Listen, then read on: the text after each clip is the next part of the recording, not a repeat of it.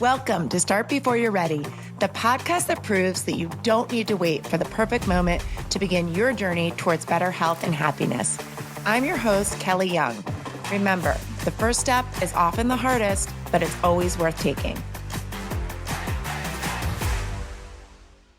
Hey guys, it's Kelly, and I am back with the KK Show. This is an incredibly special episode featuring my very dear friend, Kristen Kime. A lot of people know her as KK, obviously her initials being KK, and she has been a devoted boot camper since day one. And there's a lot of people that are devoted boot campers, but she kind of is a little bit at a different level. We're talking about she's the one who shows up when it snows. She's the one that is at all of the events, like doesn't want to miss anything. This is just a really important and special part of her life. And when KK values something and it means something to her, she is all in. She is all in with KBC. She is incredibly dedicated. I joked with her today because one of the reasons why I wanted to have Kristen on this week in particular is because we are getting ready for our 15th annual breast cancer awareness workout. It's going to be on Saturday at 7 a.m. and 8 a.m. at Dulles Landing. It's become a very special event for our community. It started off as just a fundraiser. Like, this is an important cause. We should raise money for breast cancer. And that's what we did 15 years ago. But as the years have gone on, it's become so much more meaningful because so many of our participants are what we call warriors, what we call breast cancer warriors. Those have fought the disease. And KK is one of those people. And she is, in fact, my first friend that I got to walk through the journey of breast cancer with. And I learned so much from her. But what I took away and what I remember the most is her attitude. When KK got breast cancer, it was all positive. It was, we're going to have treatment parties. We're going to have friends go to treatment with us. We're going to sit in the chair. We're going to laugh. She just didn't want to have it be this negative thing. And I'm going to let her talk about it a little bit, but we shopped for wigs together and that was fun. We went to Vienna Inn. We just had so much fun. And that's not everybody. And that doesn't need to be everybody, but that was KK. And that's how she handled it. So that has helped me as a leader in my community because since KK, I've probably had another 10 women come to me and say, I have breast cancer. And having been through that journey as a close friend of KK's, I feel has better prepared me to be able to help these other women and bring the community together. It's less about me helping them. It's more about having resources within our community that's been able to help them. So I don't want to just talk about breast cancer today, but I do want to say that is something very important that we want to share. And I have so many wonderful things that I could say about KK, and you'll hear them throughout. But right now, I want Kristen just to introduce herself as Kristen Kime, mom, amazing boot camper, friend to all, loved by all, our dear KK. Aw, thanks, Kel. So, hi, everybody. Yes, as Kel said, I am Kristen Kime, or KK. Like she said, have been with KBC since the very beginning, starting with the Black Friday boot camp that preceded what we all know and love as KBC these days. Aside from that, I am married with 3 now grown children, which is crazy.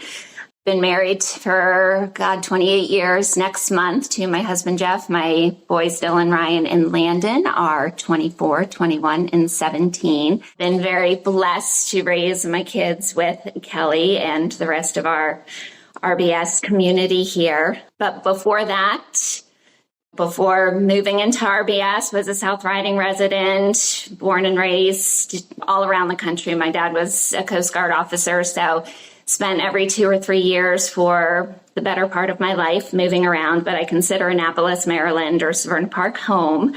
And then Jeff is born and raised in Virginia, and he got me to move across the river back before we got engaged. And yeah, for those who are from Maryland know it's a big deal to move over to Virginia. But, and luckily, we made the move and have made Virginia home, and it's pretty awesome to be part of the KBC community. So thanks for having me on, Kel. Oh, well, we love you, KK. And let's just talk about you as a student, because I feel like your journey as an athlete, all of our students are athletes, and you actually were a college athlete. You swam at Babson College in Boston, and I feel like college athletes are pretty regimented. They like routine, and you had your own routine before you came to us, really, right? You were working out on your own, right? I was. So yeah, like you mentioned, I swam my entire life through college. And then after that would do the whole gym thing, like we all did, but also had the equipment in the basement, the treadmill. And I know after every maternity leave, before needing to fit back into suits to go back to work, I was doing the Tybo or the walk away the pounds, those types of things to be able to get back into business suits to go back to work. Shoulder padded suits that I made you get rid of. Those. Back in the good old days. We didn't talk about that. I made you quit your job, and I made you get rid of your shoulder pad suits. I did not make you quit your job. I encouraged you to stay home with me. Yes. And that was a very huge, that actually is, we'll get to that later, because that kind of has my start before I'm ready moment. Yeah, so fitness and exercise, whether it was a workout program just in the gym or by myself or in the basement or going for walks with my husband or with friends, it's always been a part of who I am. But it's extra special when you have a community like KBC to certainly fill those workouts with. Absolutely. Okay, KK, so you've been with us for a long time. What would you say the most valuable lesson you've learned since starting with KBC? Well, in addition to the workouts, and obviously, like I think everybody alludes to, is the amazing team that you've assembled and put together. It's all the extra stuff that you guys do. It's the nutrition coaching. It is the competitions. We know that I get a little crazy during winter contests. Crazy. Okay, crazy. And any of those challenges, you throw the word challenge on it and I go a little lunatic. That's why I avoided the MyZone belt for a very long time, until there was a challenge that you needed new MyZone users on your team. And so our little KBC family. KK. Yes. And ever since then, yeah. But there is a reason I avoided that thing for the first year, because I knew if you have MEFs attached to something or you're going to throw out challenges, I go a little crazy. I think it served you very well. I think you being a little crazy and in peak condition has had a huge role in your success. So I don't want to dismiss or take that away from you at all, KK. There's a reason why you've been fierce when it comes to your health and your fitness. You had a fight that you didn't know was coming, but you were fighting for it and you were ready. So let's not take away from that. Okay. So, well, we didn't say what you learned. The biggest thing you learned was to get a MyZone. Get a MyZone and just all of that. We know when you grow up in a family where you're relatively healthy eaters, and yeah, are we perfect? Am I perfect? Absolutely not. But going through Amy's Clean and Shred program and just hearing your tidbits and videos that you do on Insta or when you're talking about things in class, it's just everybody that you've assembled have so much different knowledge, strength. We're all getting to that point. Now I'm 57, where to that age, years ago, that age began when strength and muscle mass, and I do have osteopenia, it runs in my family. And so just focusing on the importance of that. But not only are you guys giving us awesome workouts with an awesome community in our lives, but it's the tools and the reason behind it. It's not just saying you have to do this. Everything that you guys say, and when I say you guys, it's you, it's your team, there's the reasons behind it. It's the education behind it. So it's just invaluable. Yeah. Yeah. I like that a lot. And just because you mentioned osteopenia, I learned this from one of my other warrior friends that you are more of a risk after going through chemotherapy and radiation. Is it the chemo that puts you more at risk, or is it the radiation, or both? Well, I didn't have radiation, but the chemo, and that's the reason my doctor sent me for a bone density test. And that was probably maybe 4 years ago. My mom had it, so it's one of those things I probably should have asked for. But with all the tests and all the different scans and stuff that you go through when you're diagnosed, it just wasn't on my radar. But that's what caused my doctor to send me to it, was because I'd gone through chemo. Because you had been through chemo and he knew that. Okay, good. Yeah, Because that's something we've been talking about lately. I think we talked about it a little bit on our last podcast. Unfortunately, the standard now is 60 years old to be screened. And that's just too late. We need to know, we need more information earlier. So I'm glad that you got that information earlier and that it's already on your radar. What are some things that you've done, KK, knowing that you're at risk? What are some things that you've changed nutritionally or from a fitness perspective? So some of the things that the doctor said when I got the diagnosis, so I do a calcium supplement in addition to my multivitamin and vitamin Ds. Yep. But some of the funny things, carbonated drinks, which I'm not a soda drinker, but it actually made me stop drinking sparkling water for the most part, because carbonated drinks are one of the things that they say, smoking, which I'm not a smoker. So a lot of the risk factors were not part of my everyday life, but, carbonated beverages, it's one of those things. I mean, there's so many bad parts of soda and, other reasons that I've just never been a huge fan of soda, but like even seltzer, carbonated beverages. So I'll still have my LaCroix or my Spindrift. But once in a while, yeah. Yes. But they're not on the daily. It's something that you're paying attention to. That's good. It is. But yeah, it just made me really, the big thing was the calcium supplements. That's great to know too. That's great to know. What would you say the biggest change you've noticed in yourself, either physically or mentally, since being a part of KBC? Probably the love for the workouts. And I, again, was swimming. That's a good answer. That's a great answer, KK. It's with swimming. It's, we had our morning swim practices. We had afternoon weight room. Like, it's just, it's not just in the water. There's a lot involved with it. And of course I loved it, or I wouldn't have done it. I've always loved every swim team that I was on growing up. And then in college, it was love, but it's grueling when you're, 4 or 5 hours a day, college classes in between and everything to go with it. But it really is the love. Like, yep.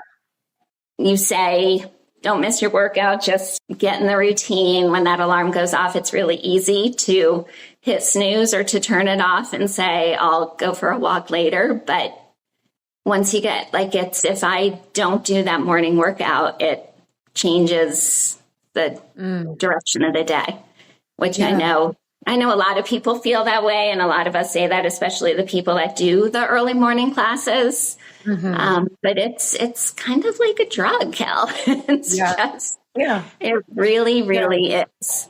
And it's endorphins, and it boosts your mood. And it, like we've talked about before, it's obviously the workout is great and that feels good, but then it's also getting to be around people and fun music and the connections afterwards. So I think it's very KK friendly. Group fitness is very KK friendly. KK likes people. Yes. Well, I'm in that camp as well. I know you are. And you've kind of talked about this with Crane and Shed a little bit, but maybe there's one thing in particular that you've learned that you could share with our audience, just like one tip or piece of advice you've learned from one of the KBC coaches that you feel like's really stuck with you or that you really adopted. One of your token phrases, you can do anything for a minute. It's funny because it's Sometimes that minute's really long if we're planking for a minute or doing wall sits for a minute. Sometimes that minute drags on and on and on, but it's not just in fitness. We all have things in our lives that you dread. You're dreading an appointment. You're dreading needing to make a difficult phone call or something. There's so many things in our daily worlds that you dread. And you got to just rip the Band-Aid off and get it done. And it's someone who will get those things done sooner than having it hang over my head, because the dread just manifests if you do that. So I know it's a line that you guys say in the fitness world, but it's such a big part of the everyday. Yeah, everything's supposed to transfer over. The strength and the resilience and any pep talk that you're getting during the workout, we want you to think those same things when you need them in your everyday life. So that's actually perfect. Actually perfect. What's something that you'd say you used to struggle with and now it's like, oh, that's not hard for me anymore? Passing up those nutrition is definitely it. Saying no to some of the delicious looking carrot cake or, the sweets that you want. Yes to cake. Remember our rules. But it's the 3-bite rule that I have ingrained in my head. And that's, you take the 3 bites and move it on. And that's, yep. So you enjoy it, you have it, but you don't eat it all. I like 3 bites. And then you say goodbye to it. And then I love that. Yeah. I love that. That's a great one. That's a great tip. KK. Very good. One of the things that really struck me in KK's story with breast cancer was her ability to continue working out during her chemotherapy. That is not expected.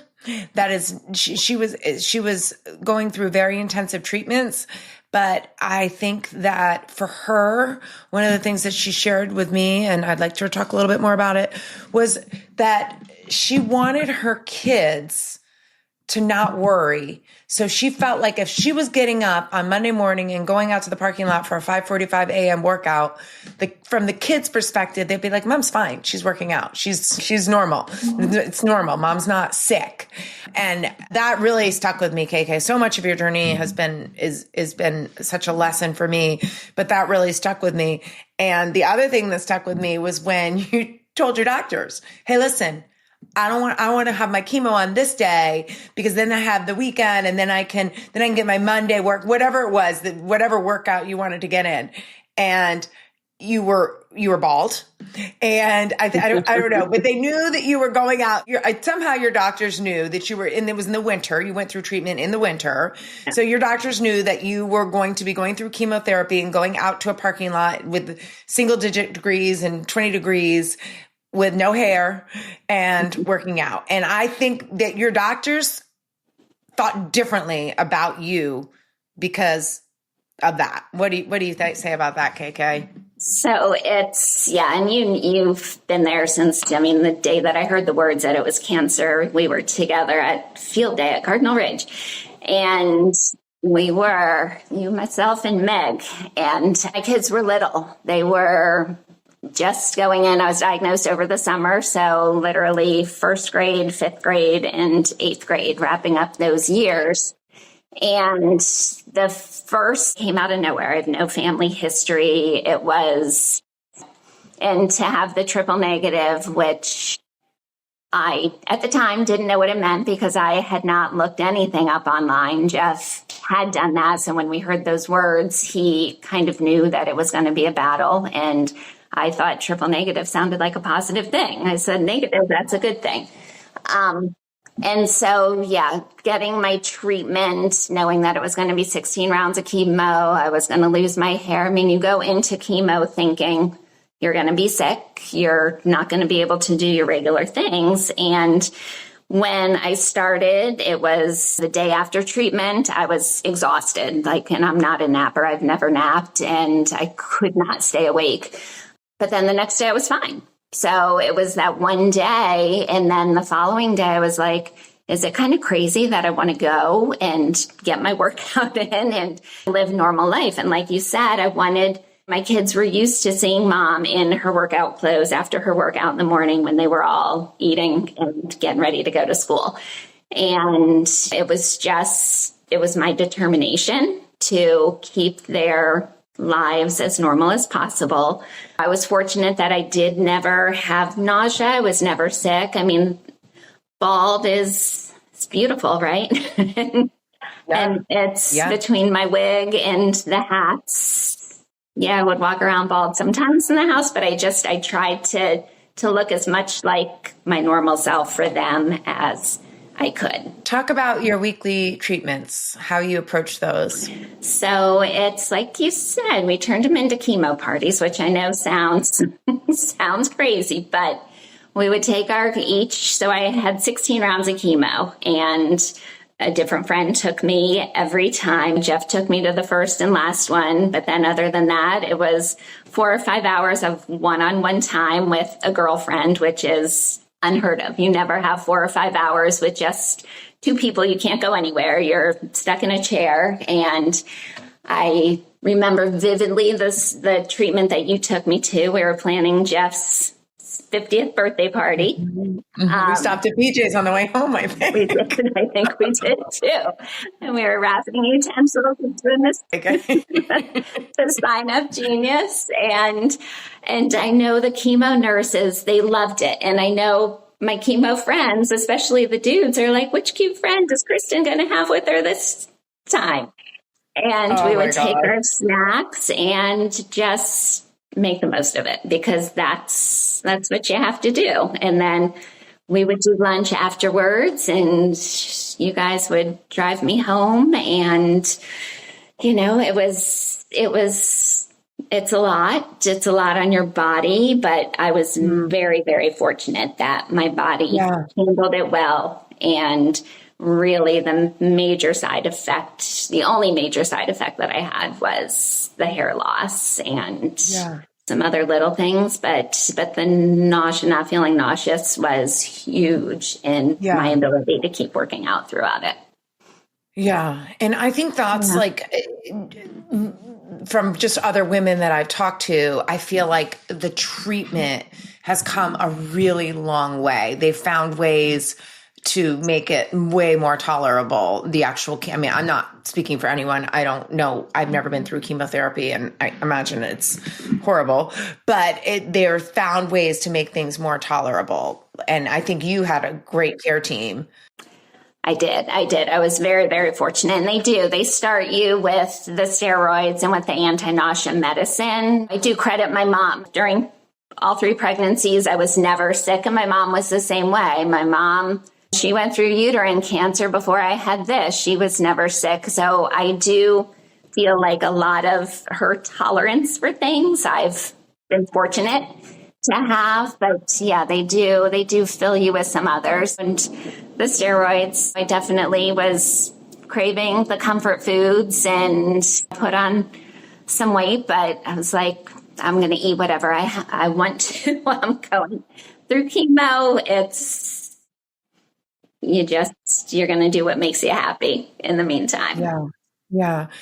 Do you feel like being fit and strong helped you?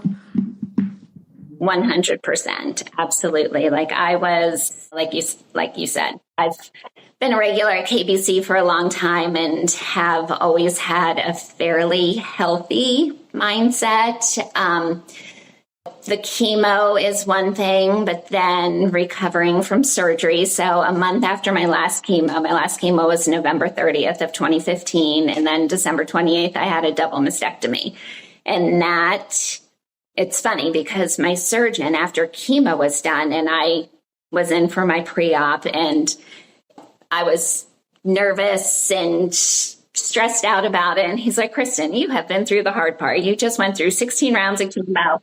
And I said, but during chemo, you can still lift, you can still drive, you can still do everything else. And I said, and now I'm about to go through a major surgery, and I'm not going to be able to drive for 6 to 8 weeks. And there's no lifting, and I'm not going to be, to pull shirts over my head, like all of the physical limitations. And, being a mom, and we're all we just like to be able to do everything and not ask for help. And, you don't want limitations on what you can do on a daily basis. So that's the part that, once I had the chemo portion done, it was the part that caused me stress. But again, that we turned into fun. You guys would take me to Costco and I'm like, Meg, I need the orange juice. Kelly, I need the milk. And we'd get back to my house and you guys would put all my groceries away. And I remember the first time I went to Costco by myself, once I was pretty much recovered and able to do it all, it was sad. I kind of miss having my shopping buddies. But 100% being fit and healthy and having the community and the support that I had 100% made my recovery what it was. I know I've said this to you before, Kristen, but I think cancer made you better because I saw like you become more assertive in like what was important to you. You've always been a person that cherished family and cherished people and friends. And those just like, you're still besties with every single person, every single chapter of your life. Like, I love that about you. But it really it gave you even more power of just being like, these are the things that matter to me. And it dialed you in on that. And I want you to know, as your friend, and I know other boot campers feel this way, and I know other friends feel this way, you taught us so much. By what you went through a lot. We're joking about how fun it was. There was a lot of not fun moments. And it was scary. And you until you got to that 5-year mark, it was still scary because what Kristen didn't say about triple negative is it's got the highest reoccurrence rate, right? Is that why it's so bad? It is. The spread. Yeah. It's the fast spreading. Yeah. But once you hit 5 years, what did the doctor tell you? Or 7? Was it 5? Yep. So 5 is the first big marker. So once a triple negative gets to 5 years, the likelihood of it coming back is the same as somebody getting diagnosed the first time, which triple negative, that first 5 years, it's a lot of, you lose sleep before that oncologist appointment and you're questioning every ache and pain. I mean, there were times I was in with an oncologist and I'm like, okay, whether it's some muscle or thighs and he knows I do boot camp and he's like, well, how many squats did you do last week? Because I'm like, why would this be hurting? Why are my abs sore? Is it? But your brain goes to bad places. And he would just laugh. And, he's like, how many sit-ups were you doing at boot camp the other day? And so it's one thing I do want to say, because it's, with Dr. Vargas, who was my breast surgeon, Mary in the office, who came to the breast cancer boot camp last year, one of her pieces of advice, and this was years and years and years ago, she's like, if you have a pain that does not get better in 2 weeks with, it's not responding to Tylenol or Advil or any of your, whatever you take for the aches and pains, get it checked out. And she said, cancer pains don't go away with Advil or Tylenol. So if you are feeling something is off for 2 weeks and it's not getting any better, that's when you go and get it checked out. And that's just, I think that's such an important timeline to kind of think about because we all, we're getting older and we do wake up with aches and pains that might not have been there the day before. But if it's not responding to Advil, Tylenol, and it's there for 2 weeks and not getting better, go get it checked. Yeah, that's such great advice. What other advice would you give women that do everything they can to catch it early? What's your advice to them, KK?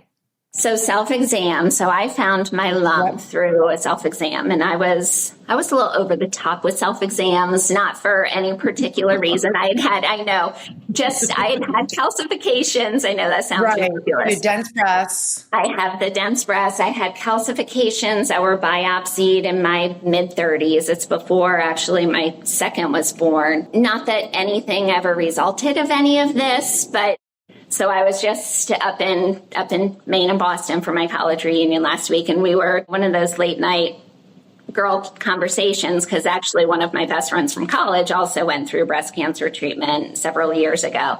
And we were just talking about it. And a couple of girls were like, I'm afraid. I don't do self-exams because I'm afraid of what I'm going to find.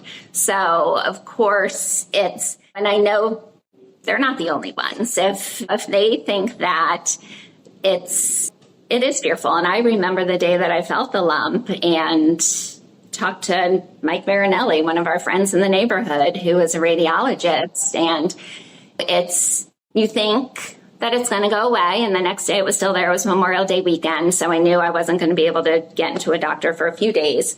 And with what it ended up being, especially triple negative, which is fast spreading, highly aggressive. If I had waited, my mammograms were always in August. That was my annual mammogram. I may have never missed one. Yeah. And so I had mine the previous August, and then we're Memorial Day weekend in May. And if it had waited until my next mammogram a few months later, who knows what my story would have been. At my appointment with Dr. Vargas, when I said, how could this because it was like the size of a grape. I mean, it wasn't just a little pea cyst. Yeah. And he looked at my mammogram, and he had the one from the previous August. So we're talking August of 2014. And he said, this little shadow right here could have been the start of it. He said, this would not have jumped out to me or any radiologist. But he said, there is a possibility that this right here is the start of it. You don't know for sure, obviously, because there were no images between August and until I was diagnosed. But self-exams, don't be afraid, because it's kind of like what I said earlier, ripping the Band-Aid off. You just, you got to just face it. And yeah, but self-exams and obviously mammograms. And if you can't do the 3D, because I had the dense breasts, whatever you can do. Yeah. Yeah. And don't wait. Do it on time. That's what we have a lot of warrior stories that we like to share over the years. And one of our, I think it's Jane Burke, actually, she's like, get your mammograms every year on time. And that means something to me, because I'm like, the months slip by. I just on time, whatever month you're supposed to get it. You just made a really good point, KK. A couple months can make a big difference. And I think that's really important information. And that's just to get back to how we started our conversation about having our annual breast cancer workout this year, and why we do it every year. It has become so significant because every year, with the exception of this year, we have had 2 to 3 women say, after the workout, I scheduled, and now I'm in treatment. I have stage 1, and now I am in treatment. We have one woman in particular, culturally, it's not something that they talk about. And she said the only reason why she went, she never would have gone. She was in her 30s. And she had a 2-year-old. And she heard other stories of women similar. And she said that she just felt something. And she went, and she, sure enough, was diagnosed and went through treatment. And she was very emotional about it, because she'd not shared anything like that. She's very private.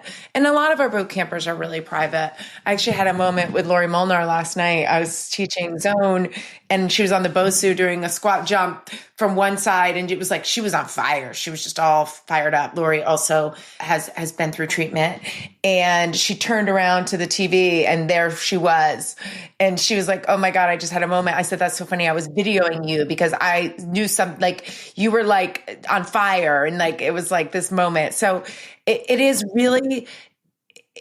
really helpful, in my opinion, to see all of you on the other side of it. So you're not just like alive, right? You're back to your workouts. You're stronger than ever. You look phenomenal. KK's picture, her arm, you could see this like rip in her shirt. You see the picture, I'll pop it right in here. And it just, when I looked at that, I was just like super blowing it up on my phone. I'm like, I am so proud of you. You have just continued to embrace your strength and just continue to get better in so many ways. And it's really, really helpful for everybody. And some other things, you have been a great resource, and not just to our community. Someone in our community will have an aunt, a sister, a friend. They're like, talk to Kristen. You're a great resource for doctors. You're a great resource for treatment. You're just incredible. And it means so much. I know I've seen you sit down time and time again with people, and that goes a really long way. And I know you had people do that for you. Do you want to talk about that a little bit, KK? So I did. So ironically, one of my chemo nurses was Heather Kelly, who I did not know Heather until she'd seen my name on the appointment list for that day. And it was after the first Saturday boot camp after I was diagnosed. I was not there, but you did a whole group picture, and they had 2 KKs. And for the longest time, I still have those KKs in my garage, of course. And, shocker. And so Heather, I didn't know her. She saw my name. She knew that it was a boot camper because of what you had done at Saturday boot camp, and came in, and we instantly became, I was like, can I have you every treatment? And so she was an amazing, amazing resource and support. And there are several in our community. Amy Miller, that's how I met Amy Miller, is because there were mutual friends who were friends with Amy, who was diagnosed triple negative a few weeks before me. It was, sadly, her story did not end as we wished, but it's eye-opening. She was younger than I am, younger kids than I have, but we went to a number of cancer things, and Life with Cancer, who I know who we're raising money for with the breast cancer boot camp. She and I both utilize their resources during treatment and after. But yeah, it's just people come into your world, and some of my chemo buddies who you become friends when you're at your most vulnerable. You're in there sitting in a chair next to other people going through treatment for a variety of different cancers. And it's just, your world definitely expands when this other side of an experience comes to you. Yeah, I love that. So you got to tour Life with Cancer yesterday. Yeah. Can you tell us maybe just a little something that you learned, or why you think this is an important cause for us to raise money for this year? So Life with Cancer, so it's an organization. It's right near Fairfax Hospital, but it's its own house, and they want it to feel like home. So they offer services for people going through any kind of cancer and the family members. So it's the kids, the spouses, significant others. So it's not just services for those going through treatment. One of the things that I went to there when I was right after I lost my hair is they do makeup sessions and head scarves. So when we were in there yesterday, which I hadn't been there for a very long time, and I said, this is the same room I was in when they show you how to do head scarves or trying on the different wigs and hats. And you lose, like I lost my eyebrows and eyelashes. Now, I never did any of that just because that's not me. But a lot of people, they want to do the eyelash extensions and drawing on the eyebrows. Yeah, so fairer. You can get away with it. Yeah, and everybody is just different. But it was, it was a 2-hour session with a whole room of women going through different stages of it. So that's just an idea of one of the things. But they do fitness classes. They do nutrition workshops, because you definitely want to, watch what you're eating, again, depending what kind of cancer. So it's just an amazing, amazing organization. I was shocked when we did the tour yesterday, and it was Debbie, Teresa, and I who went, that they have 50 to 70 people that work there. And I know it's your staff, then it's fitness instructors, it's nutritionists. So their repertoire of the people that work there is very broad, but that number kind of blew me away.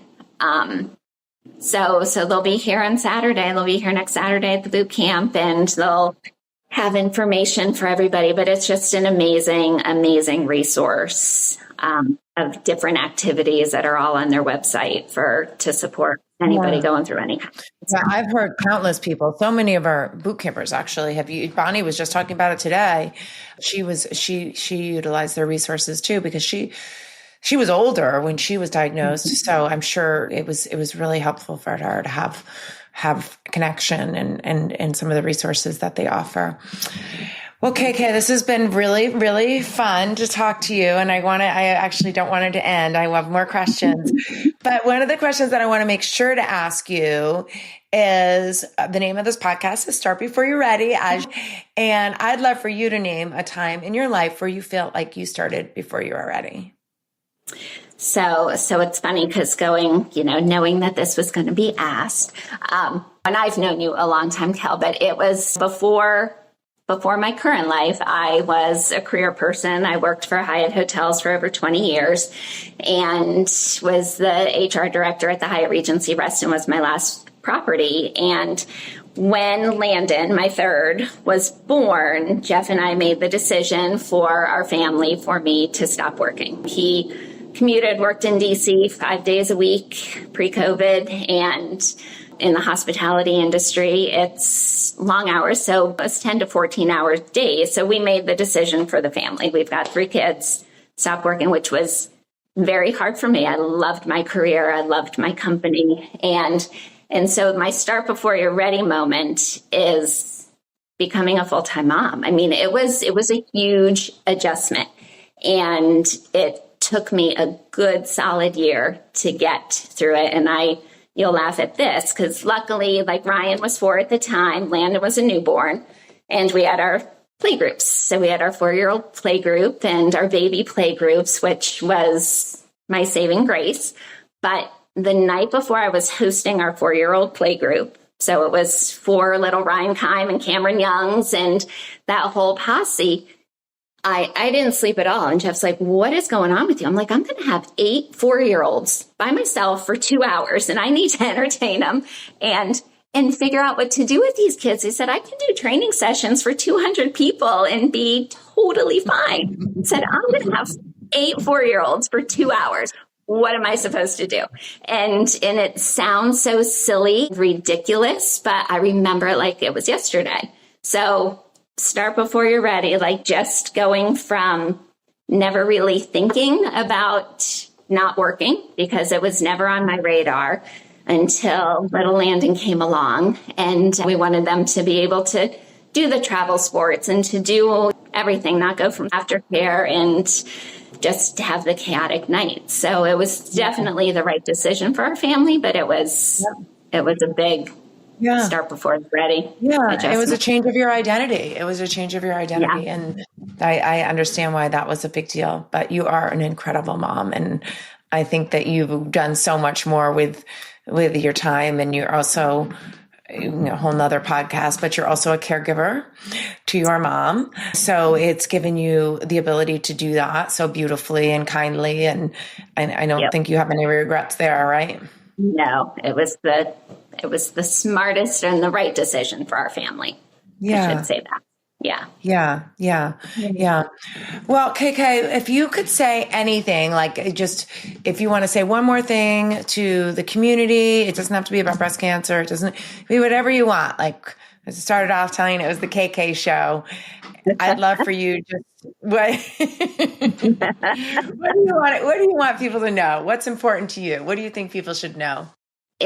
Community is it's so real, and it's such it is our identity. It is so much a part of, and not just the KBC community, but where we are so lucky in our area. And I know we've heard from so many people who have moved away that there is no other KBC out there. And I know we all say that to you. I mean, you've created a culture that is irreplaceable. So it's just utilize and take advantage of everything. It's the friendships that stem from KBC and the knowledge that you and the team provide. And it's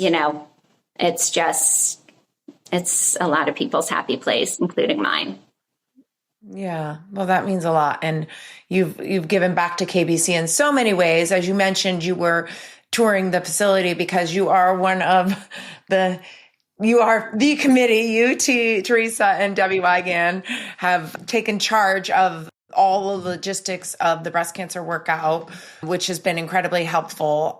That's not my strength. And I know that people envision it to be a little different than what I envision, which is just show up in the parking lot and let's work out. But people want more than that. And it's grown and people expect more than that now. So I am really grateful that you guys have that passion to take on that project.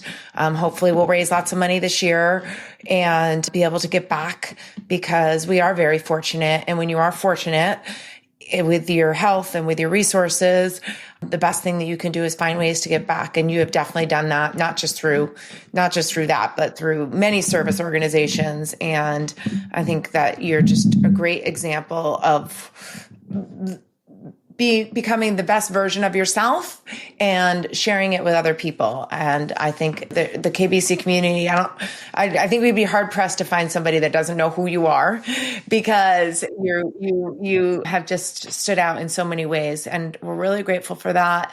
So if you're hearing this week, guys, if you want to be a contributor, you don't necessarily have to run a committee or run a station. Invite someone to come with you. I think the best gift that you can give a friend is to invite them in to come join a workout. And what's nice about the breast cancer workout is it's like no pressure. It's like just it's a fundraiser. Just come for this fundraiser. And people are more likely to do it because you asked them, not because you posted on your social media, but because you saw them in person and you asked them, or you sent them a text and you said to them, hey, I'd really like you to go with me. Or it would mean a lot if you'd come with me. Or this event is really special to me. It would mean a lot if you're there. Those are things that actually make people want to come. It's not like it's make people want to do things for other people. So yes, awesome. So fun, KK. Lots more fun stories to come. And thank you for sharing so much today and for being such an amazing example. I love you so much. Love you too, Cal. Thank you. Thank you for tuning in to another episode of Start Before You're Ready. If you enjoyed this episode, please subscribe, leave a review, and share with a friend who might need a little motivation. Ready to start your own journey? Check out our workouts and nutrition coaching programs at kellysbootcamp.net. You can choose from in-person sessions or virtual programs. Set up a complimentary coaching session to get started. Follow along with me and the show on social media at Kellys_bootcamp. Until next time, this is Kelly Young reminding you that the best time to start is always now.